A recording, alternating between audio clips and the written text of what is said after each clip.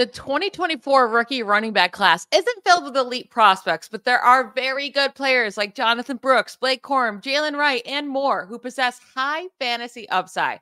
We dig into and give our thoughts on the rookie running back class on today's episode of Locked On Fantasy Football.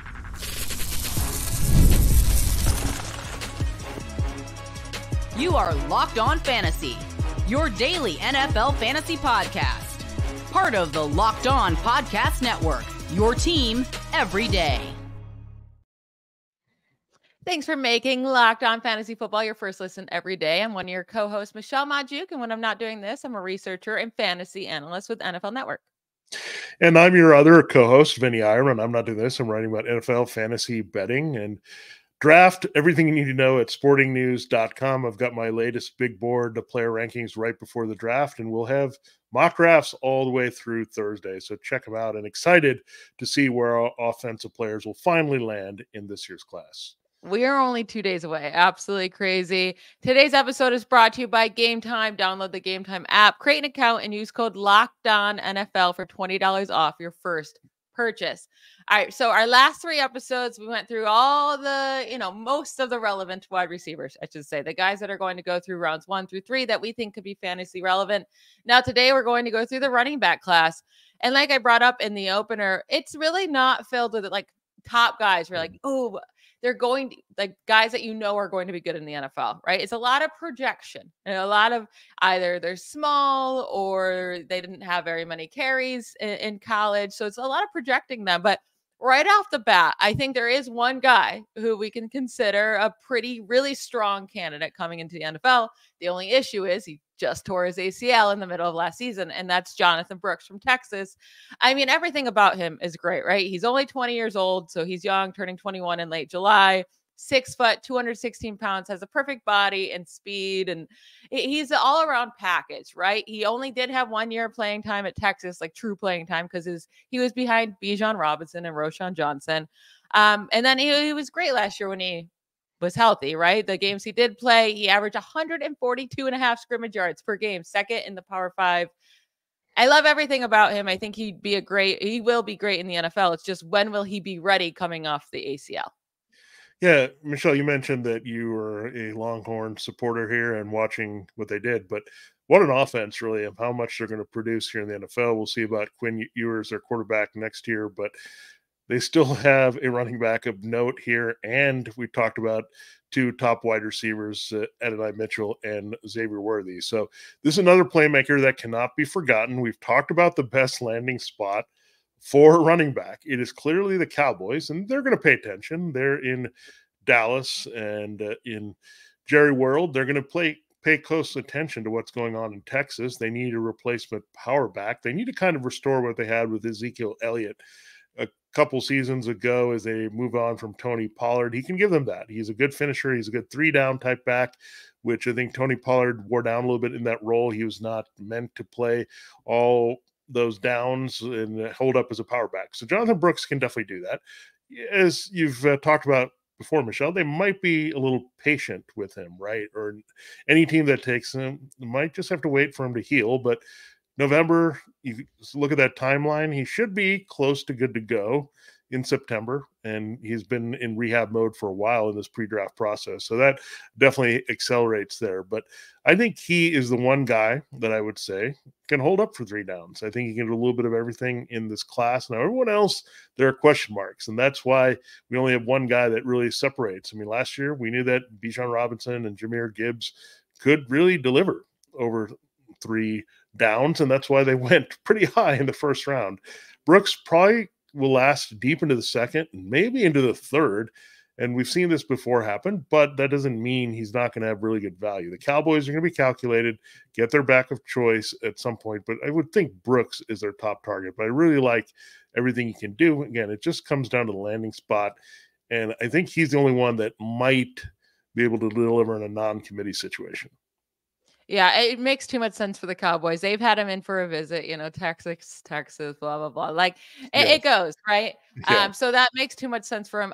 So I know everybody in he himself and like his camp are saying they're optimistic that he'll be ready to go for week 1, but that's really what you have to say, right? You want to get drafted as early as possible. There's nothing else you're going to say. Like and this happens even with NFL players already in the league, not worried about the draft. They all say they're going to be ready for week 1, right?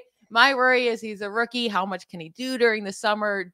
Do they put him on that short-term IR to start the year, weeks 1 through 4? That's really my only worry with Jonathon Brooks is how soon can he start to have an impact in fantasy? So yeah, in dynasty, if you play in dynasty leagues or keeper leagues, great pick, right? My worry is how high is he going to go in redraft leagues? Because I do think he's going, especially if he lands with the Cowboys, he's probably going to be a top 3 round pick. And I just don't know if he's going. I think you're going to be really patient with him on your fantasy team. I think he could be a league winner by the second half of the season. I just think it could be a really slow start for him coming off this ACL tear.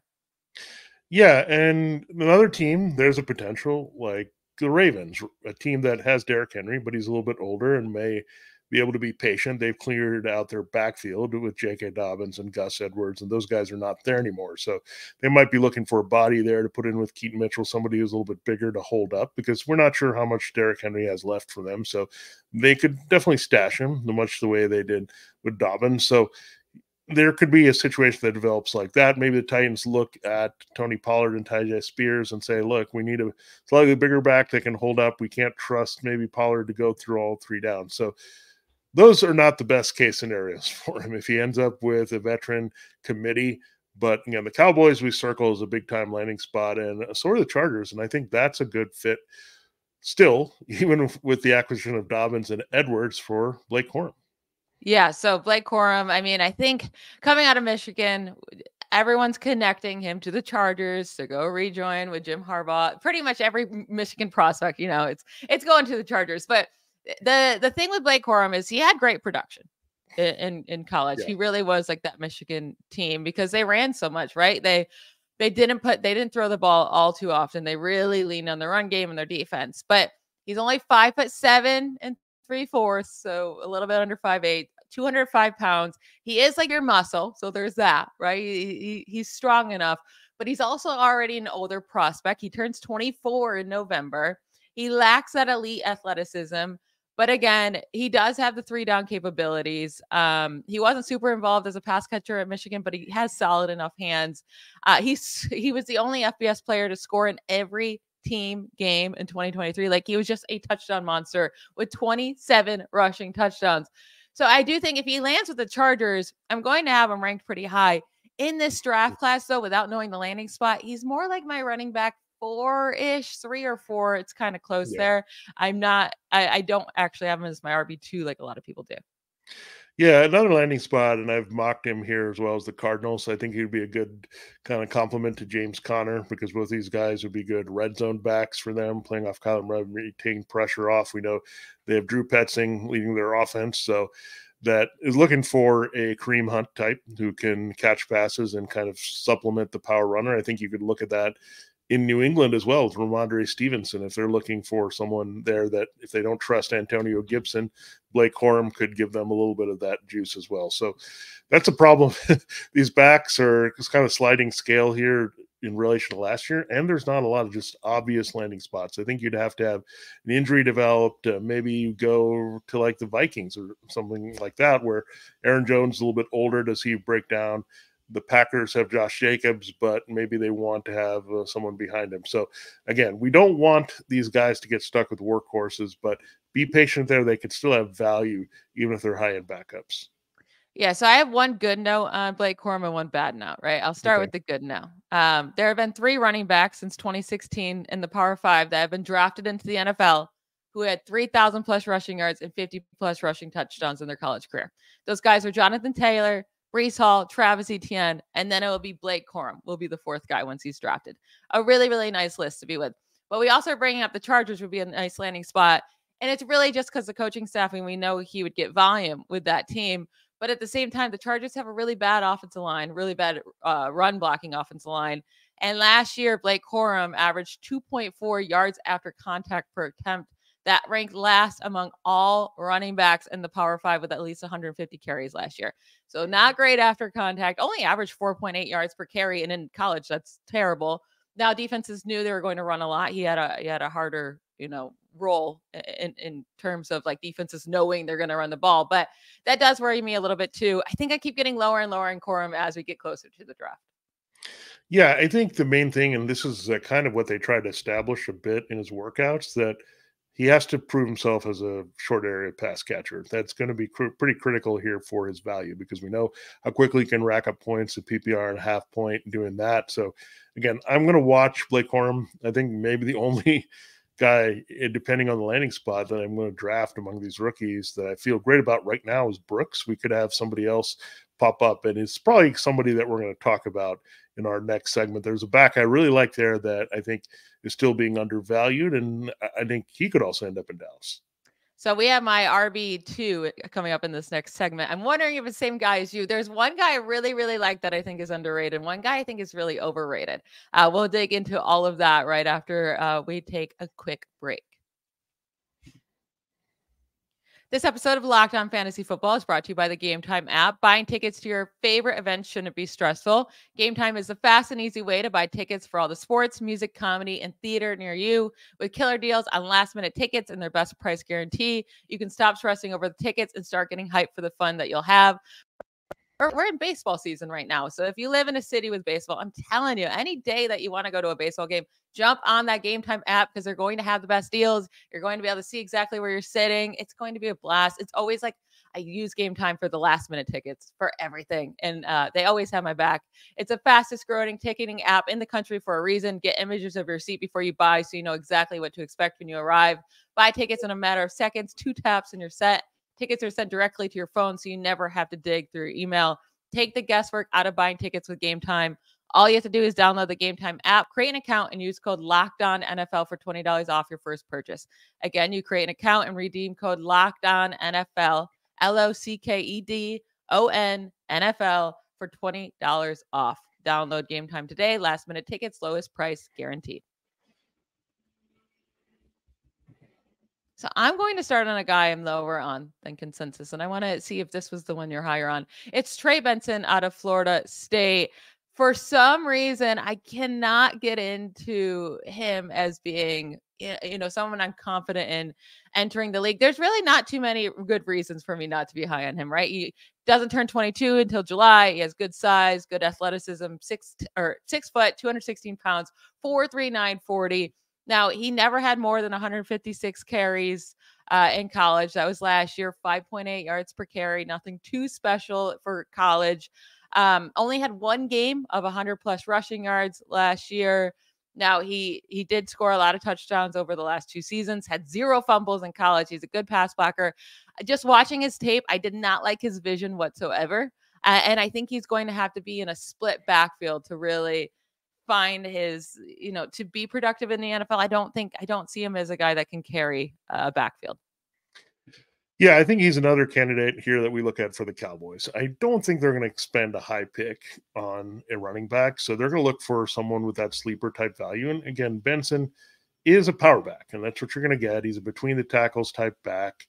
I get it, because maybe there's some parallels to A.J. Dillon, who we're not a big fan of on this show, but again, in the right system, and keep in mind, A.J. Dillon had a little bit of fantasy value early in his career, finishing as an RB2 one year because of the touchdowns, and that can really add up in many situations here. So I'm going to watch it. I mean, one team I didn't mention, maybe looking at Corum or a backup back, just because they have a different style of offense now, are the Seahawks. And they might be, okay, we don't need Zach Charbonnet as much, right? I mean, that's a landing spot that you need to consider here for someone behind Kenneth Walker, and because Walker's hurt all the time and Charbonnet hasn't been kind of just the guy that they expected to be interchangeable. So I think Trey Benson is got maybe the upside of Kenneth Walker at the most, but I think you're probably looking at more of a floor power back here. So he's going to be a bit touchdown dependent. He's not going to give you a lot in the passing game in his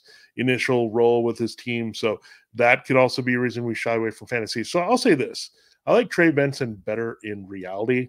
They're behind Brooks and Corum than I like him in fantasy, because again, you want somebody that's going to be a change of pace, have the big playability, catch passes. I think you'll get that strong power running. I think The one thing you won't get, there's a couple guys we'll talk about later that have that big play burst as power runners, and I don't think he has quite as much. So I think he'd be a solid back, but he's a system back, and he needs to be used in the right way.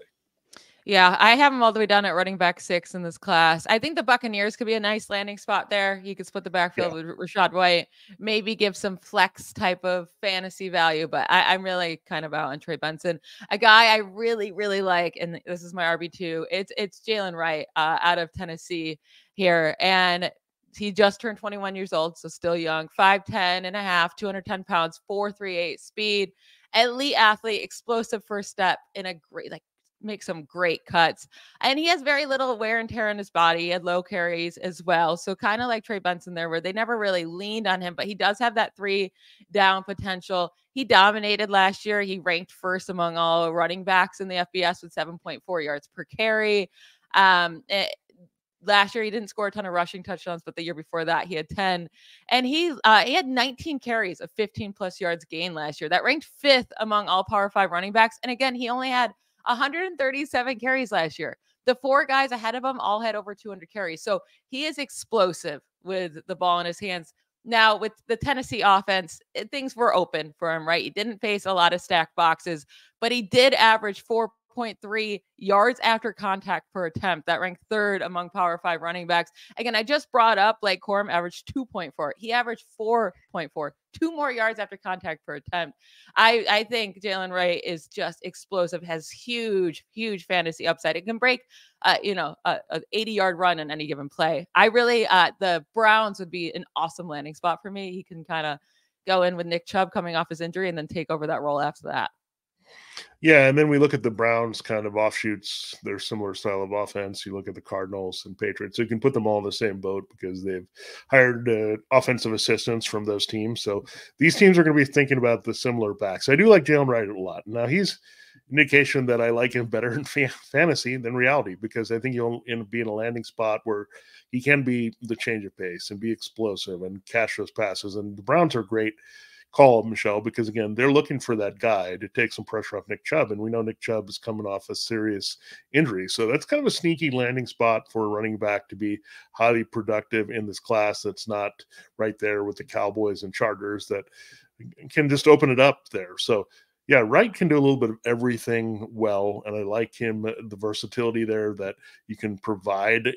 I think there's no clear-cut way that he could work into a team because he can do a lot of things well. So my only concern is you'll look at the more specifics of what Corum and Benson can do here as teams evaluating running backs and maybe overlook Wright, but I think he'll end up on a better team because of that development. So I do like him quite a bit. And again, I like him a little bit more in fantasy for what he can provide. I think reality and helping some team win games. I think you look at those other guys that are kind of more finishing touches on more established teams. But here, I think you look at Wright being a very valuable committee back that could really emerge as a fantasy asset.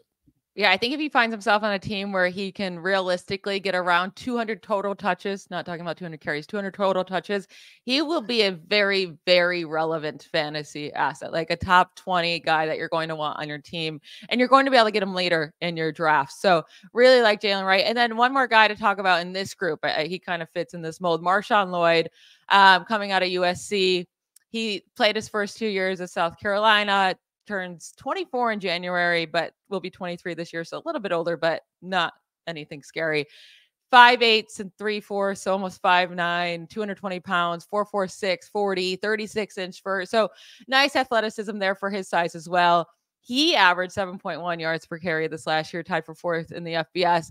Now, what do you think about Marshawn Lloyd? Because he is very, very explosive as well. No, like pass protection, there's things he's raw at, right? So he's going to need to improve in those areas to get on the field. But if he does improve in pass protection, I think he could be a really sneaky, explosive running back that starts to earn some playing time. Yeah, he kind of reminds me of last year's class, Chase Brown and Tyjae Spears, that if he can shore up doing the little things in passing situations, then he's going to be on that field because, again, he's a great change of pace that we're looking at. So again, this could also come into play with the Ravens. I mean, they got Derrick Henry, so you can go in that direction. I don't know if the Chargers are totally feeling that J.K. Dobbins will be reliable at any point to help Gus Edwards with his injury history. So they could be in the market for a Lloyd as well. And again, I think he also could be a pretty valuable backup. Now, it's interesting.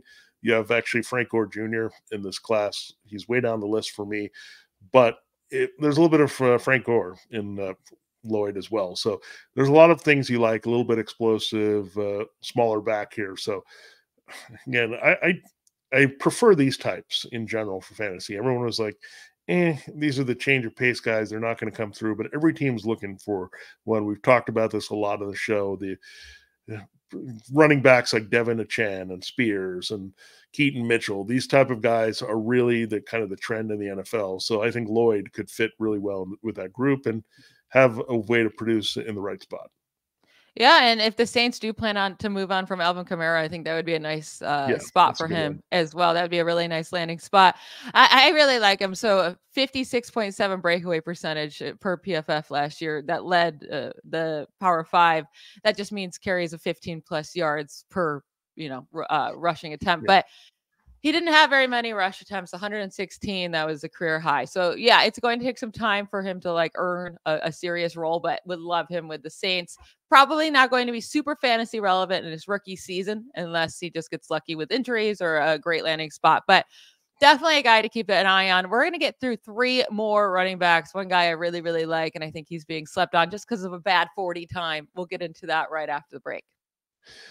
Yeah, the one thing, you just watch these running backs. Anyone could be relevant, so we definitely want to get through our last group. Stay tuned there.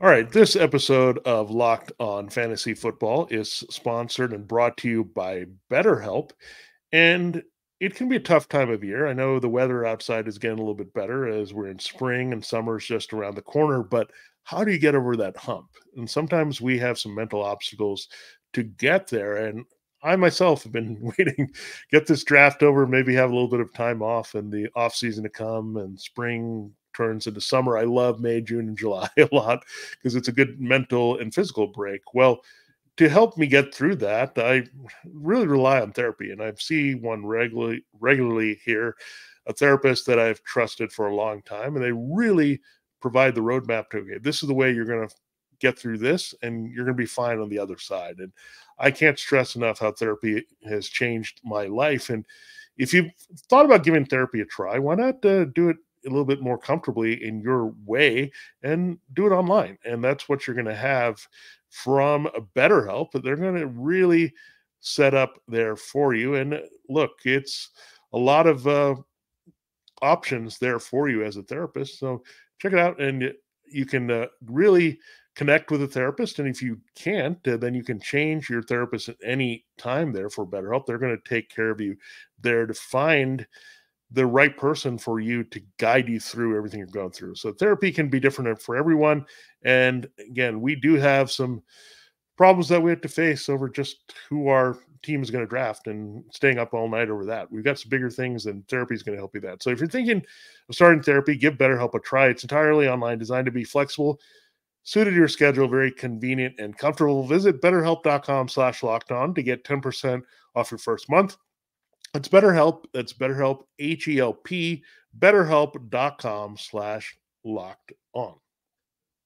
This episode is also brought to you by FanDuel. It's playoff time in the NBA and NHL. Baseball is in full swing, and FanDuel is your place to bet on every game. Right now, new customers get $150 in bonus bets guaranteed. That's $150 win or lose. Bet on everything from slap shots to home runs to slam dunks, all on an app that is safe, secure, and easy to use. My favorite bet of the week is to take the 76ers, their point spread. It's at -4.5 over the Knicks on Thursday. They lost their first 2 games in close matchups, and that was on the road. I think they beat up on the Knicks come this game at home. It's a must-win game for them. So again, -4.5 for the 76ers. What are you waiting for? Visit FanDuel.com/lockedon and make your first bet an automatic win. FanDuel, America's #1 sportsbook.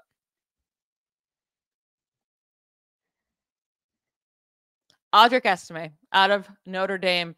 Now, I think if I told you he ran a 4.5 instead of a 4.7 at the combine, I think he's being talked about as a player that could be really, really great for fantasy, right? And it's weird because he kind of fits that Kyron Williams mold, right? With the Notre Dame. I know it's like helmet scouting, but Kyron Williams was this really productive running back who then ran a really slow 40 time at the combine, but then he hasn't looked slow in the NFL. So it's weird. But anyways, Estime has been extremely productive throughout the last 2 years, especially this last season. He had a 94.2 PFF overall grade that was third in the FBS among running backs, ranked 8th in yards after contact. He's the only running back in the draft class that had 200 plus carries and averaged over 4 yards after carry per contact. And he had a lot of explosive runs as well, 14 rushes of 20 plus yards this past year, which ranked third in the FBS. He's a big body at 5'11", 222. That's a really, really nice size for a running back. And he won't turn 21 until September 6th, till the start of the season. So super young. The only thing he's lacking is really that initial burst and the long speed. But I think Audric Estime could be a really good running back in this league and a really solid fantasy running back. Yeah, I mean, just like you watch Texas a lot because of my wife being a Notre Dame person, I watch quite a bit of Notre Dame, and I've seen Estime pretty much every Saturday there is, and he's more of a deliberate runner. Like, he doesn't maybe just strike you as the biggest blazer, but once he can get the burst into the open field, he has like a second gear. He can turn and change directions, and he can kind of use his vision and really recognition of holes to burst through them. And that's going to make you faster when you're running and there's not a lot of guys that are going to catch you. You can make those big plays. And I think he is a big play runner. He kind of reminds me, if you look at the body type, of LeGarrette Blount. Just that guy that is a good power back, but he's not necessarily the fastest, but you get him going with a head of steam and you know he's going to make a big play. And we know he's got a lot of thunder for the red zone. Now, I like these type of players. We'll talk about another one like this, Braylon Allen, that, again, they can reel off those long runs because you want that type of player in fantasy because you don't want to always count on, okay, is he going to consistently get 4 yards per carry? For fantasy purposes, I know coaches get driven mad by this. Okay, he's going to go 2 yards, 2 yards, 2 yards, and then he's going to burst 50, then 2 yards, 2 yards, 2 yards. We don't care because we just want it to add up to production, and you want to have this home run threat. And I did say that, yeah, he's not a bad combination with Williams himself at the Rams. If they want to go a little bit 1-2 punch on that team, I could see that happen. Again, we mentioned the Buccaneers. That's a good call for a power back. Trey Benson. Estime could be that. I mean, they did employ LeGarrette Blount, so keep that in mind. And I think the Patriots could look at him as well because I think he could be a good finisher. Antonio Gibson is a little bit different type of back behind Stevenson. So I mentioned the same teams here, but Estime, again, he's sneaky, and he plays, it's a cliche, plays faster than he runs in the 40 time. And I think you'll see that. I think you'll see that with Keon Coleman as well, wide receiver. So I like Estime quite a bit as well, Michelle. And look, there's one guy we won't talk about that I put him kind of behind now, and Will Shipley, but I think these are the type of backs. This is kind of the sweet spot to get really good reality and fantasy value later in the draft. Yeah, I think Estime just looks like a Raider to me. He looks like a Raiders running back. I think Antonio Pierce would just love his personality as well. So I would love to see him with the Raiders. I think that would be a fire landing spot for him. You mentioned Braylon Allen out of Wisconsin. He is the youngest player in this draft class, but a big boy. So he's going to be 20 years old his entire rookie season. Just incredible. He came and have an alcoholic drink his entire rookie season, illegally, at least. But like I said, he's one of the big boys. Michelle, so. Yeah, that's true. 6'1", 235 pounds. Didn't run the 40, so we don't know his speed, but he's definitely not like, he's not the fastest man out there, but at 235 pounds, you're typically not going to be. I will say he doesn't really play like he's 235 pounds. He's not as physical as you would hope to be. Watching his tape, he does look like he's moving in slow motion near the line of scrimmage. I'm not a huge fan of Braylon Allen, but I know many people are. I do think he could maybe be a nice complement with like a team like the Dolphins where they already have so much speed. He could kind of be the power back, but what are your thoughts on him? Yeah, I think he's like estimated a little bit of sneaky speed there. Like once he gets rolling in the open field, Wisconsin, we know has a steady pipeline of backs. He's not going to be anywhere near close to the top of that list that probably starts with Jonathan Taylor at this point. So they've produced some good backs over the years, but he's not Jonathan Taylor. He can't hold up for that many downs. He's not James White. He's not going to be that much involved in the passing game. He's going to be somewhere in between. So again, a little bit big play, big run dependent, but I think he still can be developed. You talked about his youth. I think that's something you can consider. And I think he just wanted to break free and get into a pro situation to get paid here. So I look at Allen again, intriguing, but you're right. I actually am pretty high at number 4, but again, I'm looking at this and say, this is what I get from these guys. Like, I think it's more situational to have a fantasy production, and the talent just has to mesh with the system and all that. So I think, again, it comes down to Benson and Allen landing in the right spots, where I think with Wright and Lloyd, those type of players, I think you're okay with them landing in more spots to be effective in fantasy. So it's just a real mixed bag here of backs. And again, none of these guys are going to hold up through every down, but we're going to put all of them on our radar here because, again, injuries, attrition happen in this position all the time. Backs pop up out of nowhere to be very productive. And we've seen it. Isaiah Pacheco was a 7th-round pick. He got on the field, made the most of it. And some of these guys have that type of potential. One more guy to talk about, Ray Davis out of Kentucky. He is like a fan favorite in the fantasy community. I'm a little shocked by that, but 5'8", 211 pounds. He will be 25 years old come this rookie season. In November, he turns 25 years old. He's played for 3 teams in college. He played his first 2 years at Temple, the next 2 at Vanderbilt, and then this last one at Kentucky. I mean, the worst efficiency of all time until he got to Kentucky in 2023. And even 5.7 yards per carry in college is nothing special. Now, he did score 21 scrimmage touchdowns in 2023, 3rd in the FBS. Not overly athletic. Again, like I said, he's old. He didn't produce until he was old. So I'm not overly high on Ray Davis like others, but he did play under Liam Cohen at Kentucky. He was the head coach, and now he's the offensive coordinator for the Buccaneers. So you can connect him to that spot. And that would be an interesting landing spot for him that maybe he'll be actually given a chance to compete, since if Cohen did feel like he'd be a good fit for them. Yeah, I mean, that's a definite option with what they get from Rachaad White in the passing game. Another team, again, Cohen worked for the Rams, so they might be, okay, he made something out of this kid. He's got something that we could maybe put behind Kyrie Williams as a good backup there. And some of these guys, keep that in mind.